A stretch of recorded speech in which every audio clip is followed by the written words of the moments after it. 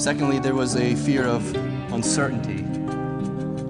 Since the time that God called him to step out and lead Israel, Gideon seemed to go back and forth between faith and doubt, and he struggled with a little bit of uncertainty. You can read in chapter 6, he twice asks God to give him a sign of confirmation. God said, I'm going to do this for you. And Gideon says, okay, God, can you just reassure me? And God does. And then Gideon says, all right, please don't be mad. Can you just assure me again?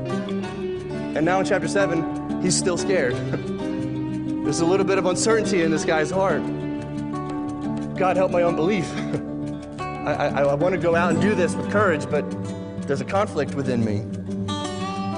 Would God really keep his word? Thirdly, Gideon was afraid of not having enough. Can you relate to that? He found himself in a situation where he simply didn't have what he needed to go forward. He's only got 300 against 135,000. There weren't enough men in his army to mount any kind of attack. He just didn't have enough. And to make matters worse, the little bit that he had was shrinking by the day. He's losing more, and he's experiencing more weakness.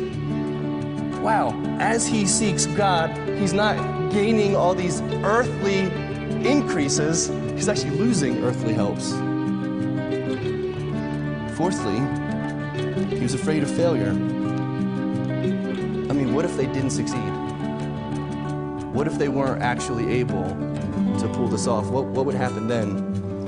I mean, could God really use this low person from a small tribe, this forgotten, overlooked guy? Could God really use him to do something so great? And what if Gideon fails?